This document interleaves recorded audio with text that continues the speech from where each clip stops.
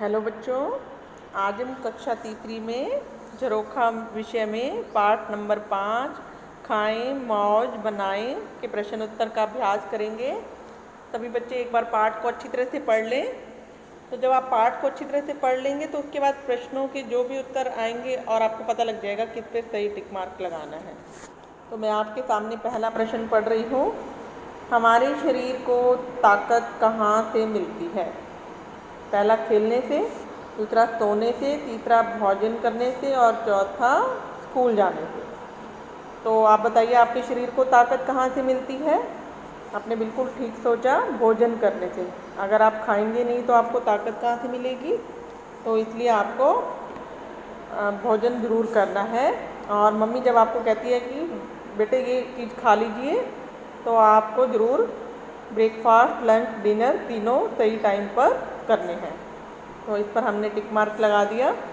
इसके बाद हमारा प्रश्न नंबर 2 है, सुबह सुबह जो भोजन किया जाता है उसे हम क्या कहते हैं? आपके सामने 4 ऑप्शन, प्रसाद, नाश्ता, डिनर, लंच। तो सुबह सुबह जो भोजन होता है वो होता है हमारा नाश्ता, जिसे आप इंग्लिश में ब्रेकफास्ट बोलते हैं। ठीक, सुबह स्कूल आने से पहले आपको नाश्ता करना है। और उसके बाद ये लंच क्या होता है? लंच दोपहर का भोजन कहलाता है। दोपहर के भोजन को हम बोलते हैं लंच बोलते हैं। और डिनर क्या होता है? रात का भोजन। डिनर क्या होता है? रात का भोजन। और प्रसाद, जब आप किसी भंडारे में या सत्संग पे जाते हैं तो वो वहाँ जो मिलता है वो प्रसाद कहलाता है। तो हमने नाश्ते पर टिक मार्क लगाना है। तो ये आपको समझ में आ गया होगा, सुबह सुबह का जो भोजन होता है वो क्या कहलाता है? नाश्ता। ये भी आप क्लियर। उसके बाद प्रश्न नंबर 3, इनमें से कौन सा दक्षिण भारत का व्यंजन है? पहला हलवा, दूसरा डोसा, तीसरा चूरमा, चौथा चाउमीन। तो बताइए, दक्षिण भारत का कौन सा व्यंजन है? वो है डोसा।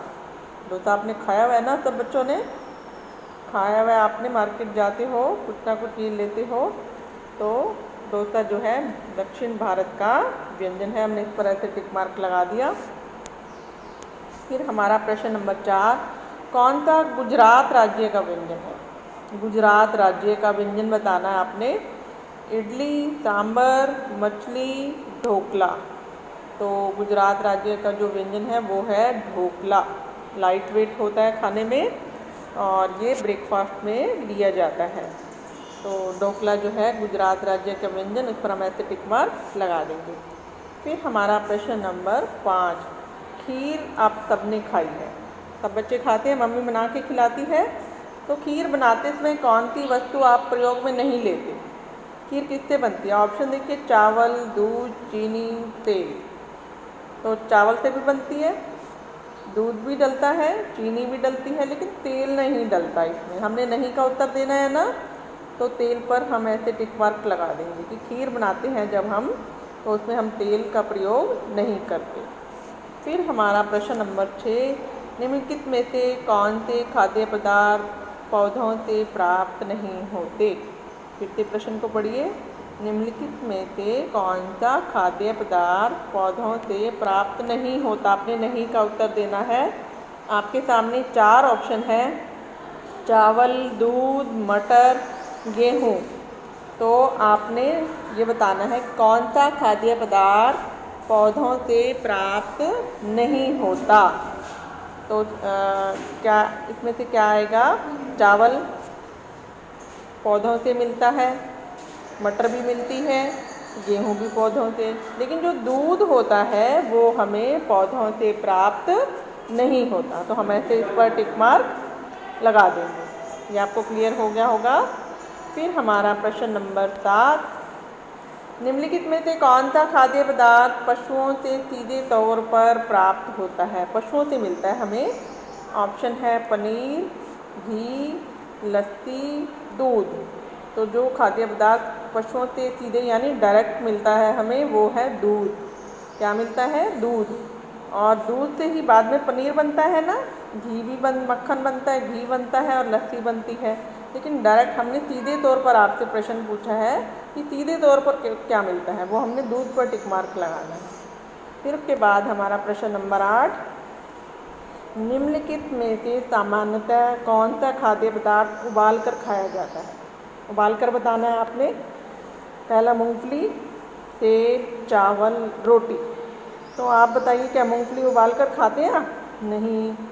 सेब को कभी उबाल कर खाए? नहीं। रोटी उबाल कर खाई है? नहीं।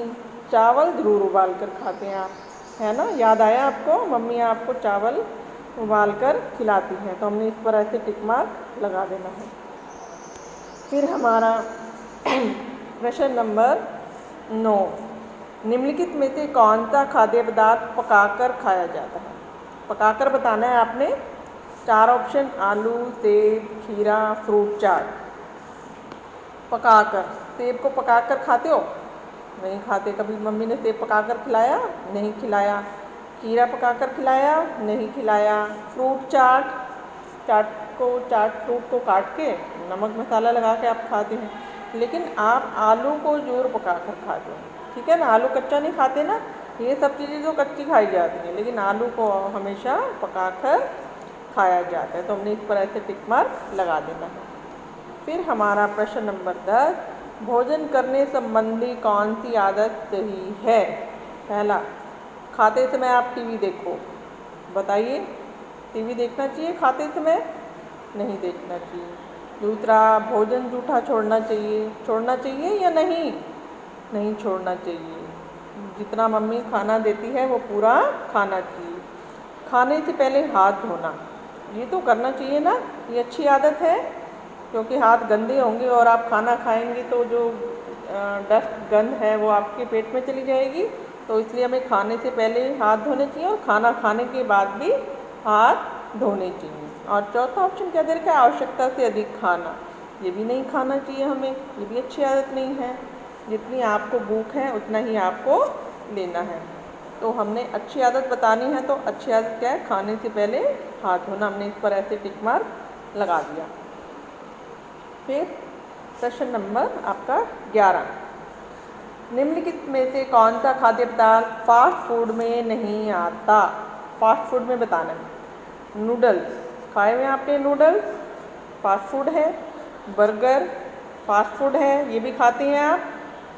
चिप्स फास्ट फूड, लेकिन जो दालें हैं ना वो फास्ट फूड नहीं है, वो अनाज है और आपको हेल्दी डाइट में दालें ज़रूर खानी चाहिए। तो हमने इस पर ऐसे टिक मार्क लगा देंगे। तो बच्चों, इसी वीडियो में आप इन्हीं प्रश्नों को अच्छी तरह से समझिए, फिर से वीडियो देखिए और अब अपने आप खुद करके देखिए। एक बार मैंने आपको समझा दिए, आप मेरे आंसर देने से पहले ही आप एक बार इसे फिर से करके देखिए। अगली वीडियो में आपको अगले पार्ट के प्रश्न उत्तर समझाऊंगी।